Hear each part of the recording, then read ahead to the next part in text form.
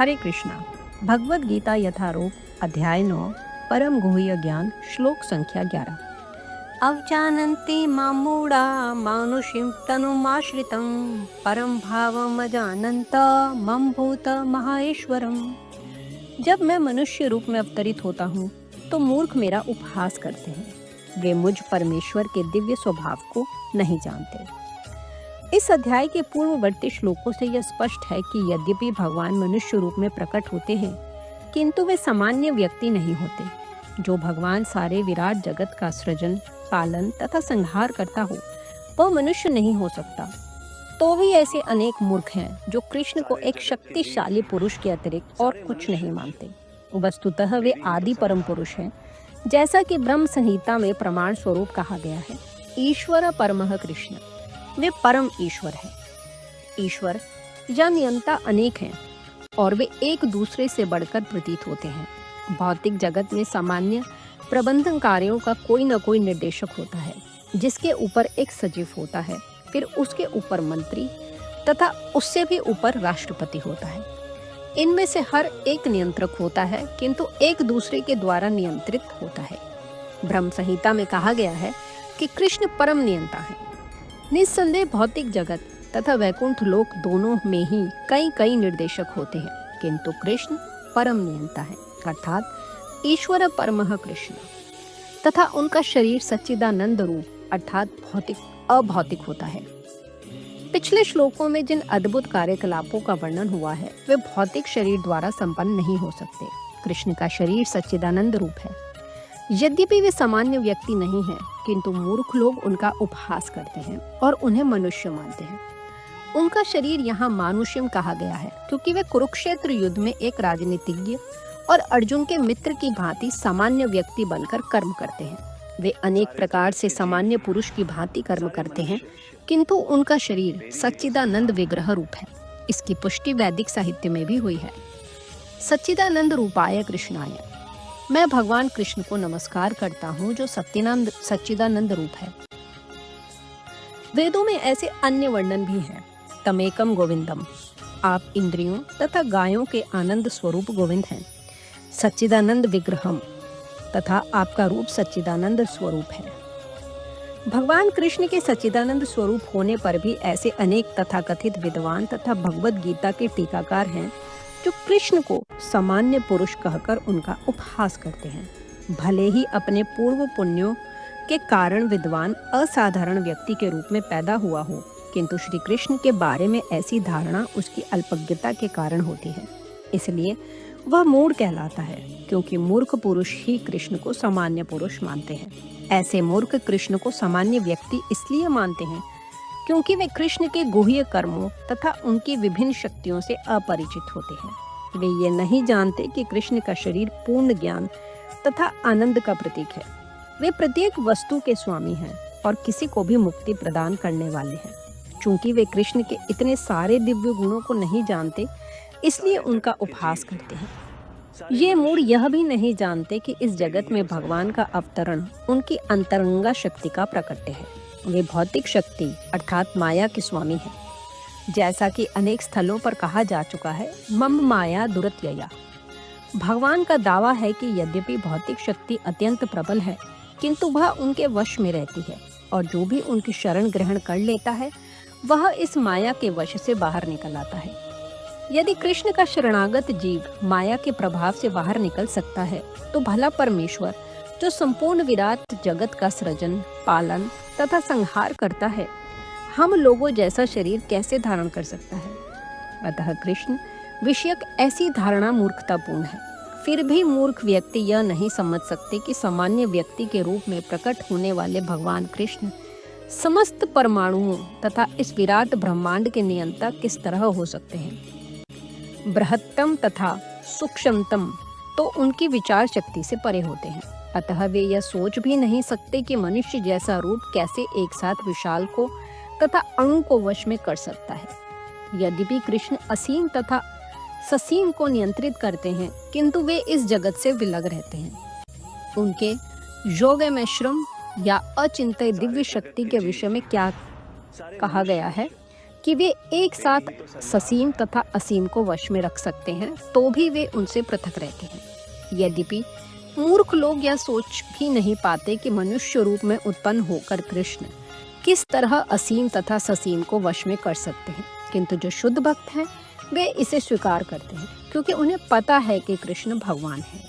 अतः वे पूर्णतया उनकी शरण में जाते हैं और कृष्ण भावनामृत में रहकर कृष्ण की भक्ति में अपने को रत रखते हैं। सगुणवादियों तथा निर्गुणवादियों में भगवान के मनुष्य रूप में प्रकट होने को लेकर काफी मतभेद है, किंतु यदि हम भगवत गीता तथा श्रीमद् भागवत जैसे प्रामाणिक ग्रंथों का अनुशीलन कृष्ण तत्व समझने के लिए करें तो हम समझ सकते हैं कि कृष्ण श्री भगवान है। यद्यपि वे इस धराधाम में सामान्य व्यक्ति की भांति प्रकट हुए थे, किंतु वे सामान्य व्यक्ति हैं नहीं।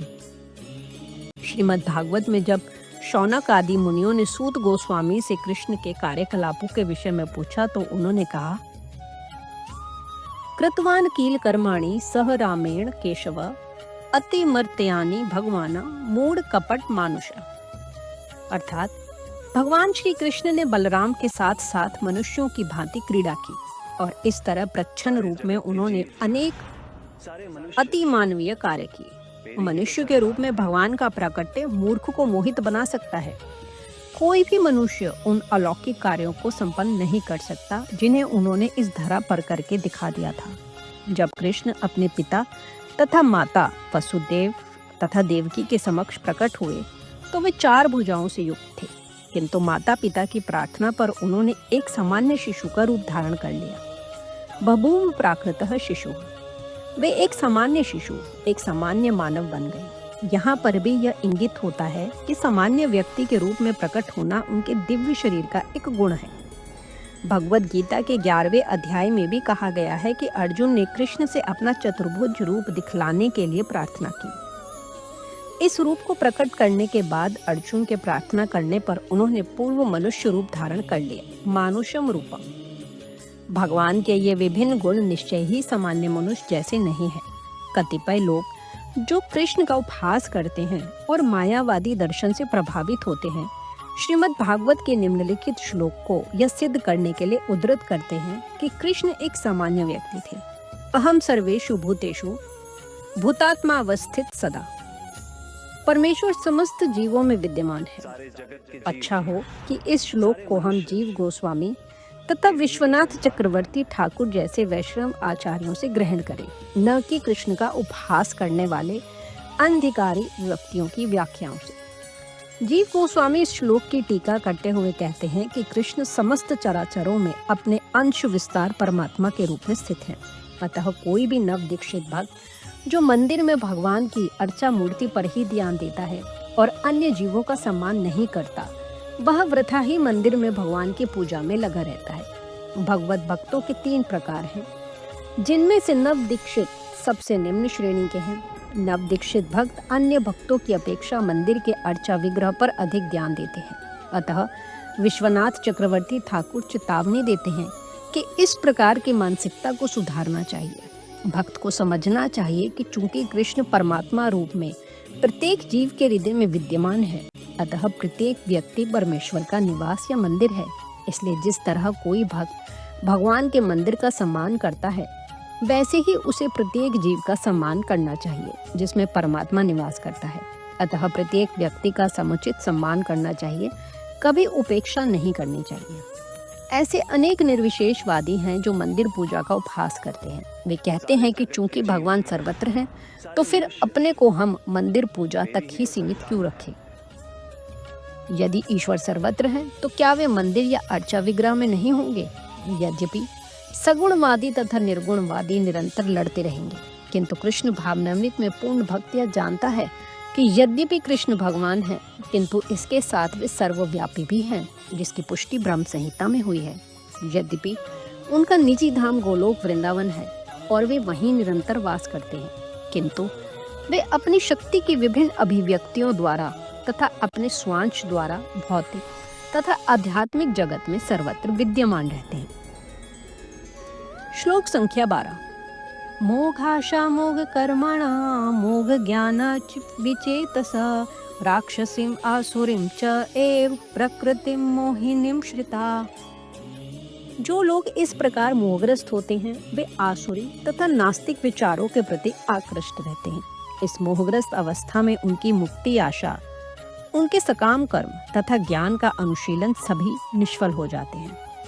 ऐसे अनेक भक्त हैं जो अपने को कृष्ण भावनामृत तथा भक्ति में रत दिखलाते हैं, किंतु अंतःकरण से वे भगवान कृष्ण को परब्रह्म नहीं मानते।